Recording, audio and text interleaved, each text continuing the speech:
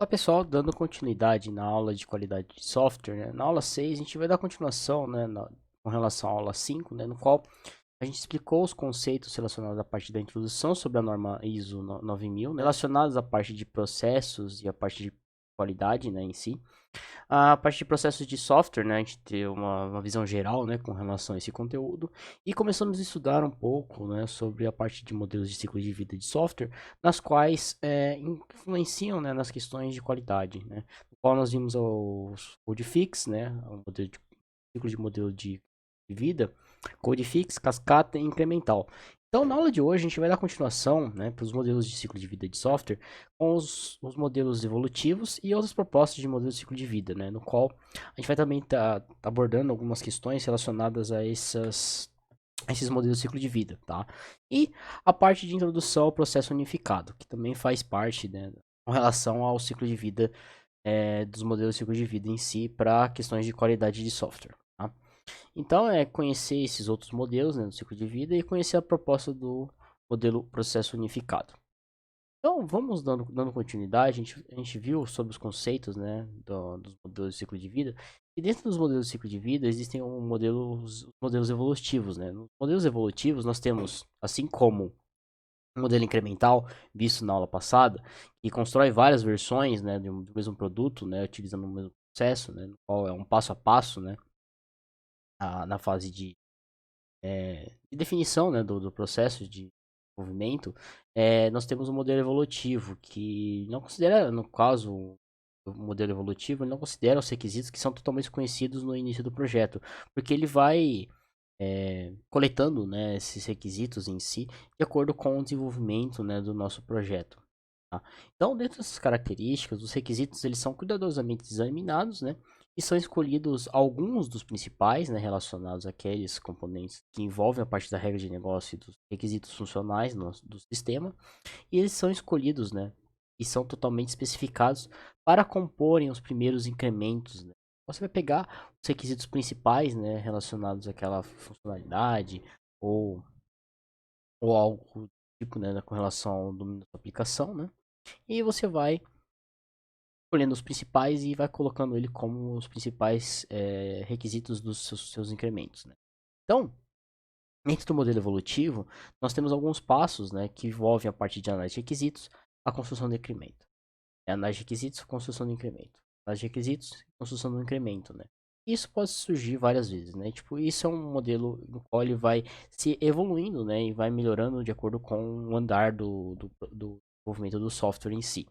Então, dentro das características do modelo evolutivo, ele tem como disponibilidade o primeiro incremento, no qual os seus usuários eles podem fazer feedbacks aos seus desenvolvedores, né, para ver se as definições com relação aos requisitos definidos no projeto estão de acordo com as necessidades, né, e são baseados nas especificações dos seus usuários, né, no qual esses requisitos eles são sempre atualizados, né, no qual se tem os feedbacks, né, e a parte da especificação dos requisitos é atualizada para a próxima versão ou para o próximo incremento em si, né, para a parte do desenvolvimento do seu produto, né, do que está sendo desenvolvido.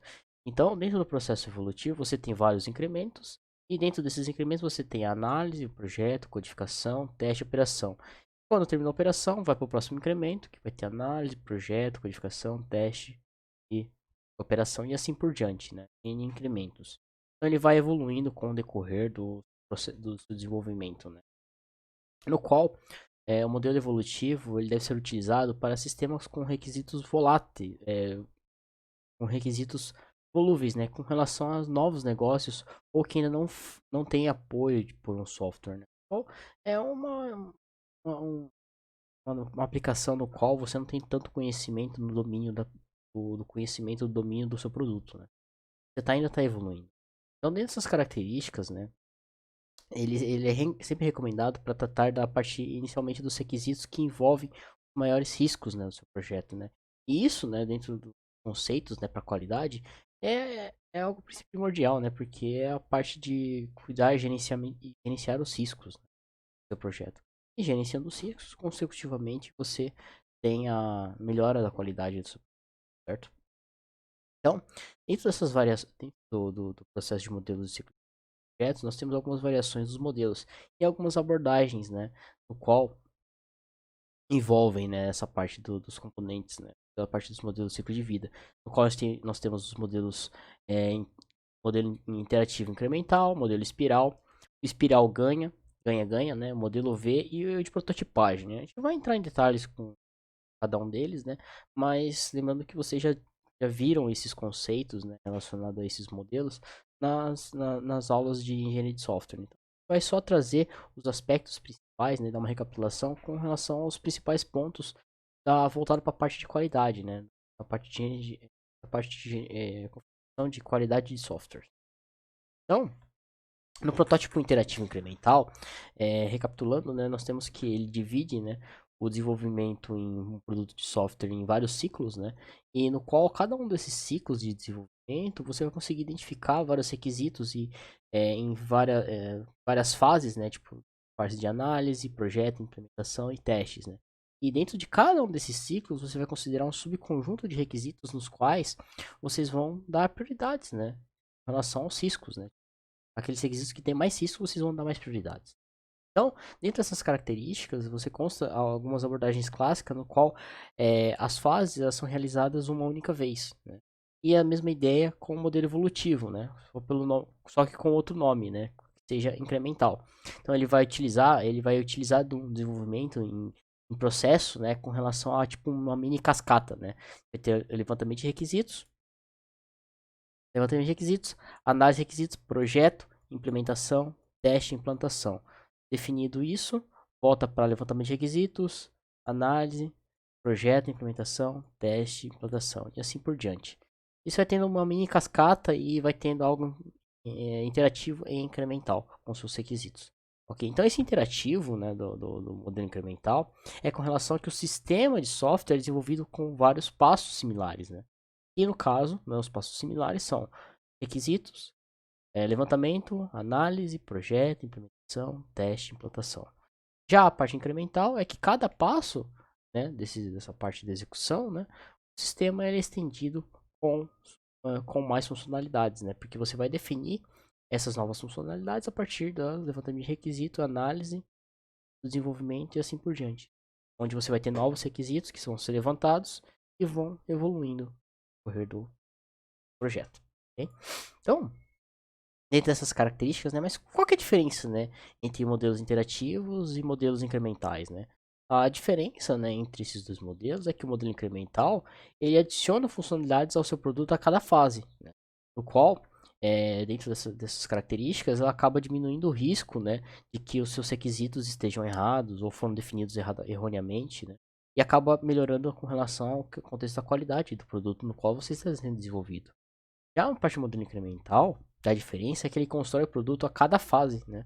No qual ele tem que esperar, né, terminar uma fase para poder começar a outra fase, né? E isso acaba sendo custoso, né, com relação à parte de tempo e a custos, né, com relação à parte financeira em si, né? Porém, também, dentro dessas características, né, essa demora, né, da parte da entrega acarreta, né, numa melhor qualidade porque os requisitos são bem mais definidos, bem mais especificados, né? Essas são algumas vantagens, as diferenças, né, entre modelos interativos e modelos incrementais. Então, seguindo essa mesma proposta, né, nós temos um modelo de ciclo de vida, que é um modelo conceitual, modelo espiral, né? Ele foi proposto por Bohr em 1986, no qual ele é orientado à redução de riscos. Então, dentro das características, ela baseia-se na realização de ciclos interativos, tá? Que também é uma metodologia, né, que é utilizada, né, no modelo de ciclo de vida, também dentro da parte do desenvolvimento de software, né, no qual ele é considerado como um modelo evolutivo. Tá? Então, dentro dessas características, né, o modelo espiral, a ideia do modelo espiral é com relação a, tipo, você tem vários, a ideia desse ciclo é iniciar um mini projeto ou mini projetos, né, no qual é abordado os principais riscos e então expandir o projeto através da construção de protótipos, testes e replanejamento, de forma que acabe diminuindo os riscos, né, acabe identificando os riscos, né, e isso, né, após a equipe conseguir adquirir esse conhecimento mais complexo dos potenciais problemas com os sistemas, ele passará a desenvolver um ciclo final semelhante ao de semelhante ao modelo cascata, né? Só que em formato de espiral, tá? A gente vai mostrar uma imagenzinha relacionada a isso, tá? A esse modelo espiral. Então, esses ciclos interativos, eles se dividem em várias fases, né? Que no caso seria a fase de definição de requisitos, análise de requisitos, prototipagem, simulação, projeto, implantação em teste e planejamento para o próximo ciclo, né? Eu vou mostrar para vocês, tipo, é praticamente um modelo cascata, porém ele é orientado aos riscos, né? Tipo, ele vai fazendo um passo a passo, né? E a gente consegue identificar os reais potenciais, os problemas potenciais com relação ao que você está sendo desenvolvido, tá? Então, dentro dessas características, né? Ele aborda várias vantagens, né? Com relação como eu falei, né? A análise de riscos como ferramenta essencial para o planejamento e gerenciamento do seu projeto, né? No qual isso acaba acarretando com relação à melhor qualidade do que você está desenvolvendo. E também ele requer um pouco mais complexo porque requer experiência para a parte de avaliação de risco. Você tem que ter pessoas experientes, né, com relação a essa validação do ciclo. Ok? Então, esses riscos do projeto com relação à parte do modelo espiral envolve riscos de projeto que é identificar os problemas, como por exemplo, orçamentário, pessoal, cronogramas, clientes, requisitos, complexidades, estrutura, entre outros aspectos relacionados à parte de risco. É igual na parte de gerenciamento de projetos com relação à parte de gerenciamento de riscos, né? Onde você vai ter que ter a definição do seu escopo de projeto, definição do tempo, cronograma, toda essa parte envolve também RH, recursos humanos, né, as partes interessadas. Isso tudo envolve dentro dessa parte de planejamento de riscos. Já a parte de técnicas com relação aos riscos técnicos são os potenciais problemas que envolvem a parte de design, implementação, interface, parte de verificação e si a parte de manutenção, né, que envolve toda a parte de codificação, né, a parte bruta de desenvolvimento. Tá? E a parte de negócio, né, que envolve construir um produto que não seja útil e que não seja vendável, né? Você consiga, né, explorar o melhor potencial com relação àquele produto e entregar um produto que seja funcional, certo? Para os seus usuários. Aqui nessa imagem a gente mostra a representação do modelo espiral, né, no qual a ideia desse ciclo, no qual, como eu expliquei para vocês, é iniciar um mini projeto, né, abordando os riscos do seu projeto, né, com relação aos principais riscos. Então, a partir disso, você vai expandir o seu projeto através da construção de protótipos, testes e replanejamento, né, no qual, de que forma acabar com os riscos identificados. Então, após a identificação desses riscos, né, você deve adquirir conhecimento, né, no caso, ter adquirido conhecimento mais complexo dos potenciais problemas com o seu sistema, e você passará a desenvolver um ciclo final semelhante ao de um modelo cascata, né, no qual você vai identificar, analisar os riscos, né, e depois vai começar a codar e desenvolver esses potenciais problemas, né, e vai conseguir desenvolver e analisando. E a partir disso, você vai fazendo as entregas, né, com relação aos potenciais riscos. Então, o primeiro ponto, né, o passo a passo, né, da parte do viral, determinar inicialmente os objetivos, as alternativas e restrições relacionadas à iteração, no qual você vai iniciar, né, identificar e resolver os riscos relacionados à interação, com relação à parte do andamento, avançar, né, as atividades disponíveis, né, com relação ao que podendo ser utilizados protótipos de verificação e a parte de viabilidade de diferentes alternativas, desenvolver os artefatos relacionados a cada uma dessas interações e certificar de que cada uma delas estão corretas, né? E validadas, né, no caso. E, em seguida, o próximo passo é planejar as próximas interações, né? E no final disso é obter uma concordância com relação às abordagens, né, que vocês definiram, né, na parte final da implementação e pensar nas próximas, né, na próxima interação, caso tenha alguma coisa a ser feita, né? Qual vocês vão evoluindo e vão incrementando, né? Então, dentro dessas características, né, nós temos algumas vantagens, né, com relação à parte do modelo espiral, que, no caso da primeira interação, elas são as mais baratas, porque diz respeito a tempo e a recursos, né? No qual também a escolha dos seus riscos, ela serve para ser algo mais exploratório, né? Porque ela é feita em função das necessidades do seu projeto. Então, à medida que os custos aumentam, né, dentro dessas características, os riscos diminuem, né? No qual, né, a gente fala assim que, poxa, isso é um sonho, né? Porque quanto menos custo, é, consecutivamente menos riscos, né? Então, o que acontece? Aumenta a qualidade, certo? Então, essa é uma das vantagens do modelo espiral. Dentro dessas mesmas características, nós temos o espiral, que é o ganha-ganha, né? Que é uma adição, né? É uma derivação, né, do modelo espiral, no qual ele adiciona alguns conjuntos de atividades de negociação no início de cada passagem em torno da espiral, porque ele visa ganhos, né, caso pelo nome já diz, é o ganha-ganha, né, entre o cliente, né, no qual é o produto que satisfaz as necessidades, e o desenvolvedor, né, com relação à parte de orçamento e prazos realísticos. Isso envolve também os modelos de vantagens com relação à parte de processo de qualidade, tá? Algumas desvantagens desse modelo, né, no qual é o espiral também, né, envolve também tipo que o modelo ele não fornece indicações suficientes, né, sobre a parte de quantidade de trabalho esperada no ciclo, de cada um desse ciclo de vida, né, porque você não tem como, às vezes ele não consegue ter métricas, né, para fazer essa validação de tempo. E o tempo de desenvolvimento, né, no qual o prazo, ele se torna algo meio que imprevisível, né? Você não consegue determinar um prazo certo, né? É uma das desvantagens, né? Porém, influencia na qualidade do produto, né? E as necessidades com relação a isso é que, e também outra desvantagem é que esse modelo, ele possui movimentação entre fases complexas, o que se torna algo mais a parte de gerenciamento de projeto, né? Isso aqui acaba virando um pouco mais, né, entrando um pouco mais na área da parte de gerenciamento de projeto. Dentro da parte de gerenciamento de projeto, né, você consegue determinar isso dentro da parte de escopo, parte de tempo, RH, qualidade, e outros tópicos da parte de gerenciamento de projeto, certo? Então, é, outro exemplo, né, no qual a gente está abordando também, é relacionado à parte do modelo, né, do ciclo de vida chamado modelo ciclo de V, que é uma variação do modelo cascata, né, no qual ele demonstra suas atividades de teste que estão relacionadas à análise do projeto. Por quê? Como que ele funciona? Análise modo V, você vai ter a parte de análise de requisitos, o projeto sistema, projeto programa, implementação. Após a implementação, você vai ter o teste de unidade de integração e com isso você vai validar também com relação à parte do projeto do seu programa, tá? E o teste de sistemas vai avaliar as questões do projeto do seu sistema. E a teste de aceitação vai validar todos os seus requisitos funcionais e não funcionais que foram pré-estabelecidos durante o início do seu projeto, tá? Ou durante o início do decorrer do processo, né, do seu produto em si, tá? Da parte de desenvolvimento.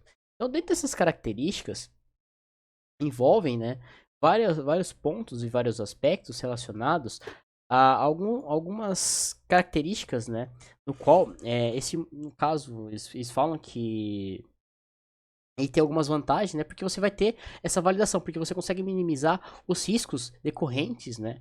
De cada uma dessas fases, né? Desse processo. Porque você consegue validar, né? Então essa é uma das vantagens desse modelo.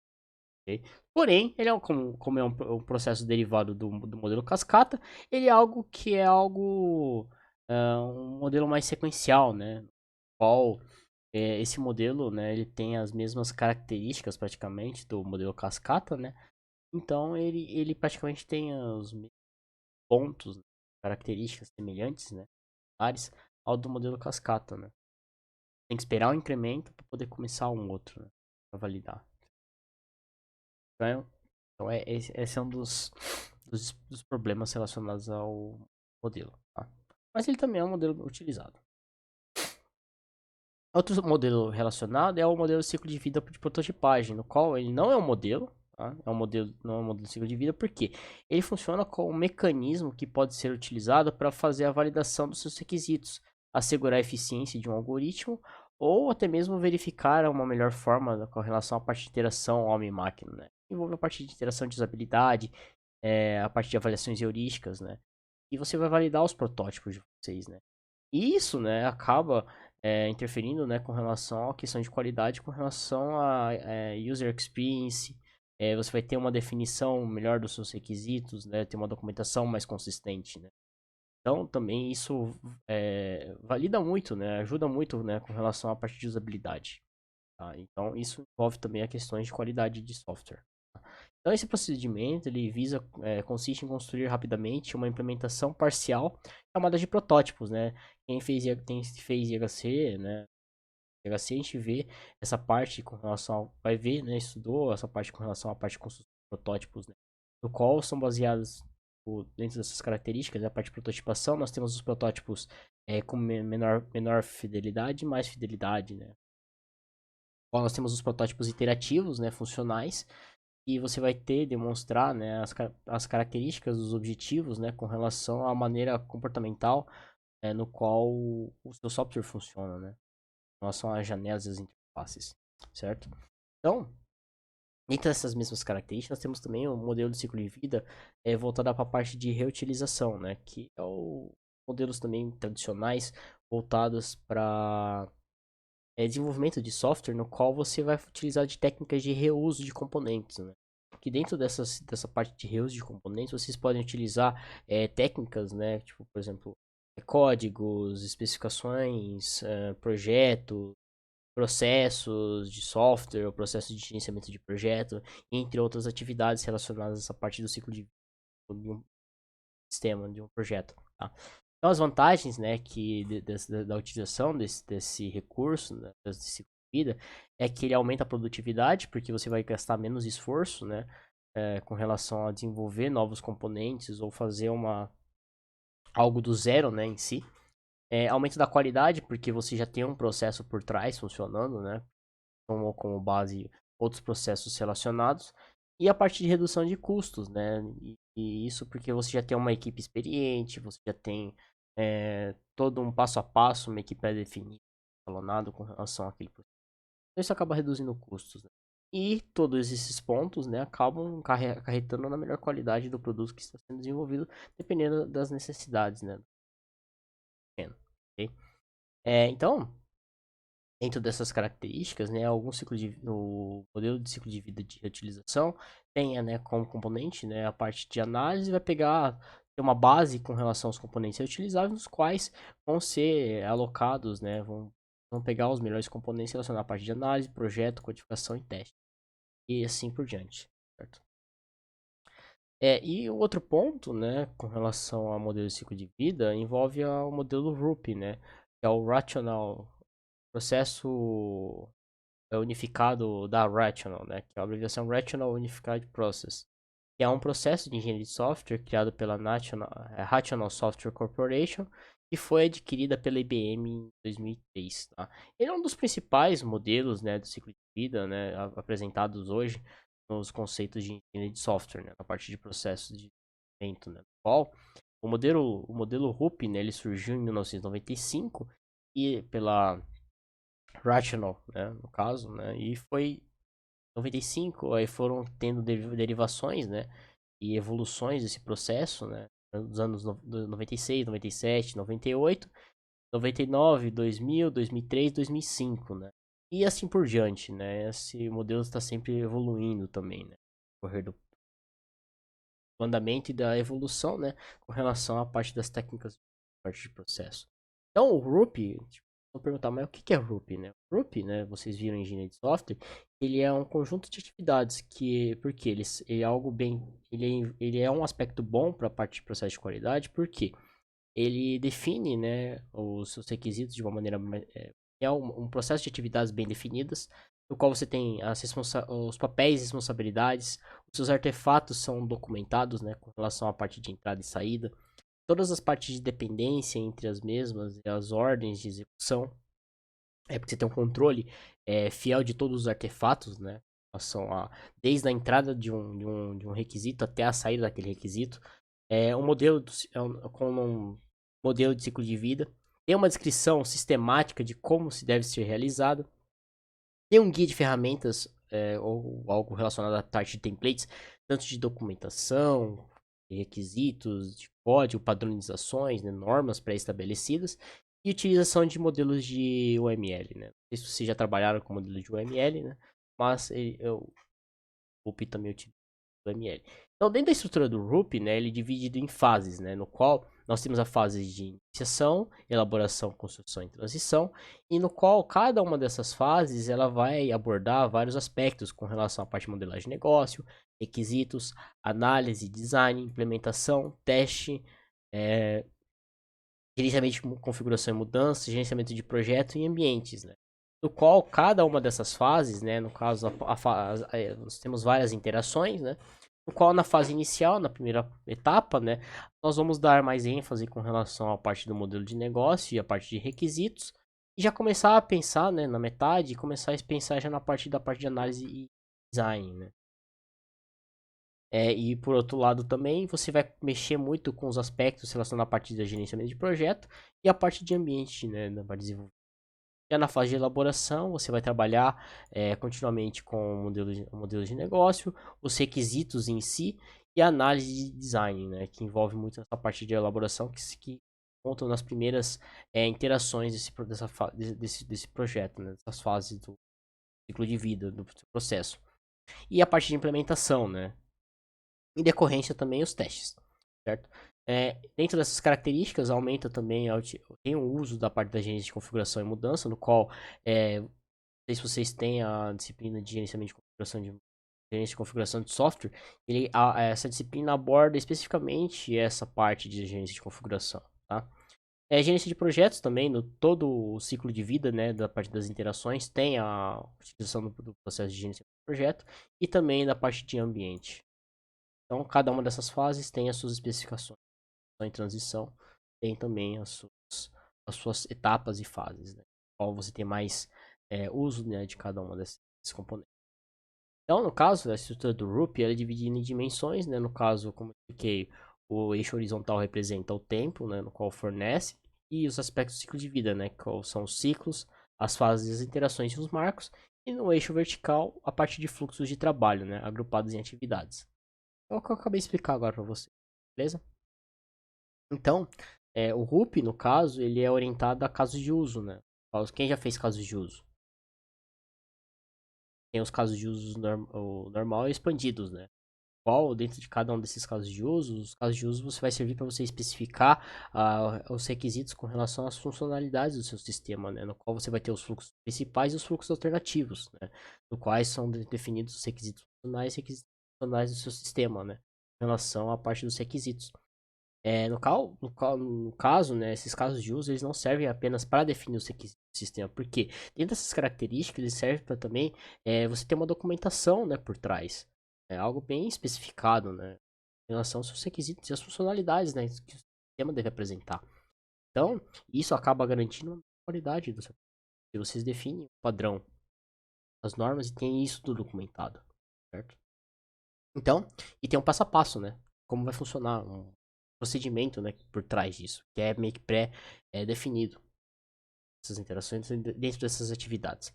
Então, há várias atividades no RUP que são guiadas por causa de uso, que envolve a parte de planejamento e interação, criação e validação de modelo de projeto, a parte de planejamento e integração de sistemas e a parte da definição dos casos de uso de teste, né?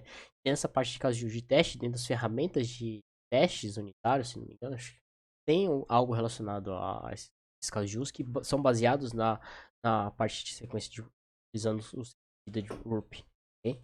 Então, o Ruby ele é baseado na arquitetura de sistemas, né, no qual a arquitetura, de uma maneira geral, é uma visão da parte do seu sistema, uma visão geral do seu sistema em termos de subsistemas, né, como eles se relacionam, né, com relação à parte de arquitetura.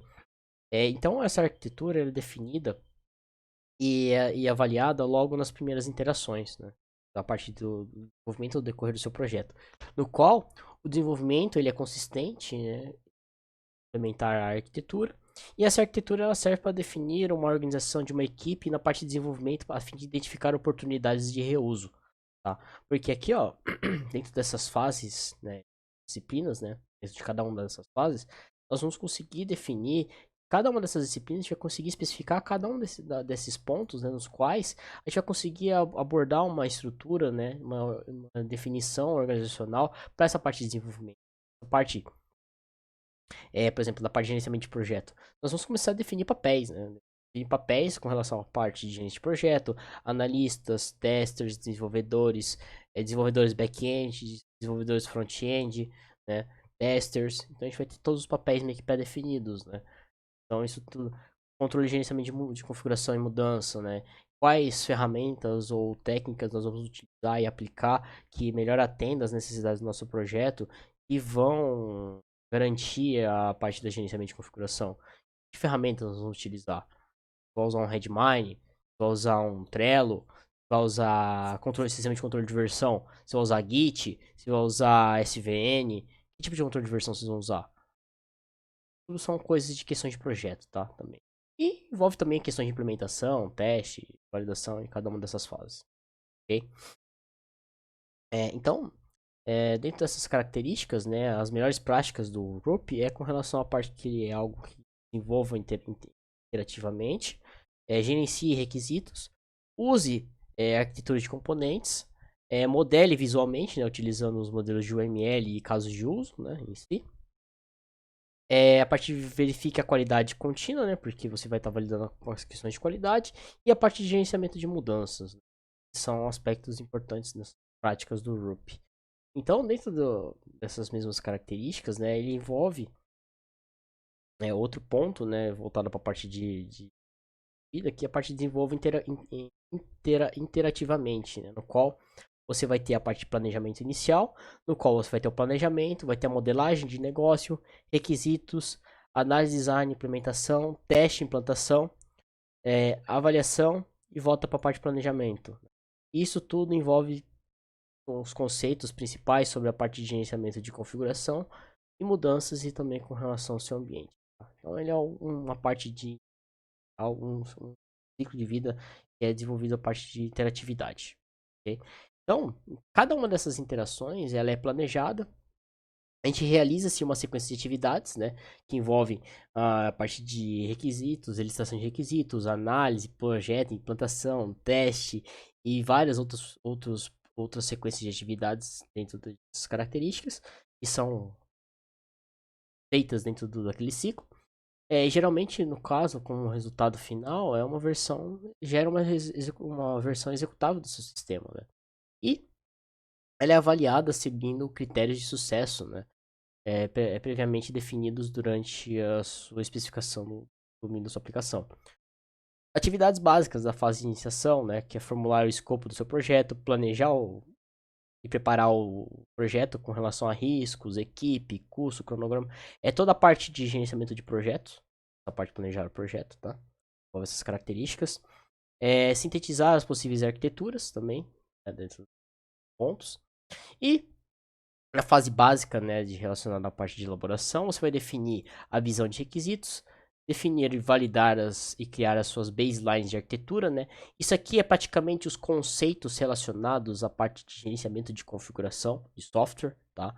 Você vai ter todo o seu plano de projetos, parte de interação, o planejamento detalhado, as fases de construção, controle de versões, preparo de processo, estrutura, ambiente de desenvolvimento, trabalho em equipe, né, com relação a distribuir funcionalidades e responsabilidades para cada membro da sua equipe, definir a arquitetura que vocês vão selecionar e componentes com relação à parte de desenvolvimento, né, isso tudo nessa fase de elaboração, né, do modelo.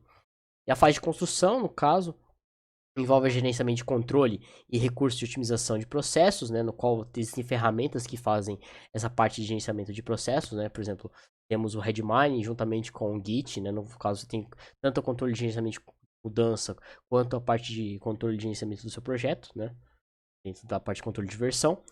Desenvolvimento completo de componentes de teste, seguindo critérios de avaliação pré-definidos. Aí vocês podem utilizar teste de caixa branca, caixa preta, testes unitários e várias outras técnicas de parte de teste, no qual também isso acaba acarretando na melhor qualidade do seu projeto, né? No qual envolve questões de qualidade.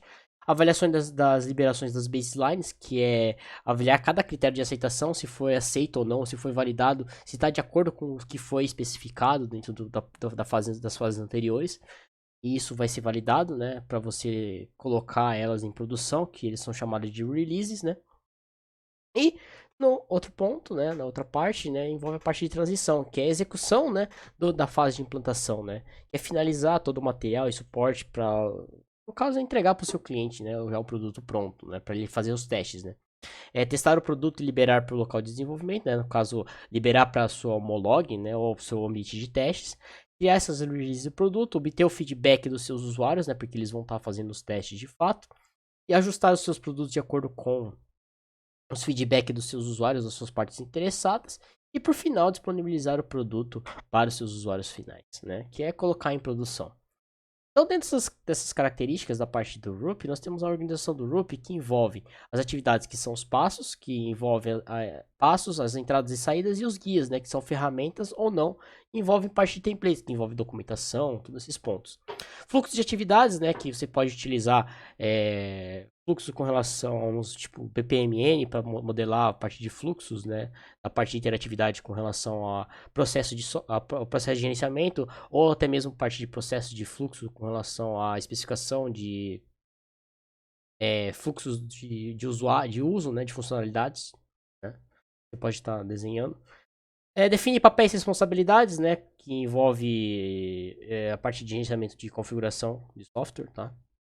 E os artefatos, né, que são artefatos que são toda documentação, né, relacionada aos seus requisitos. Dentro da disciplina do RUP, né, você tem a parte de modelagem de negócio, requisitos, análise, design, implementação, teste, implantação, gerência de configuração, mudança, gerenciamento de projeto e ambiente, né, que a gente viu anteriormente. Ok? Então, a aula de hoje é isso, pessoal.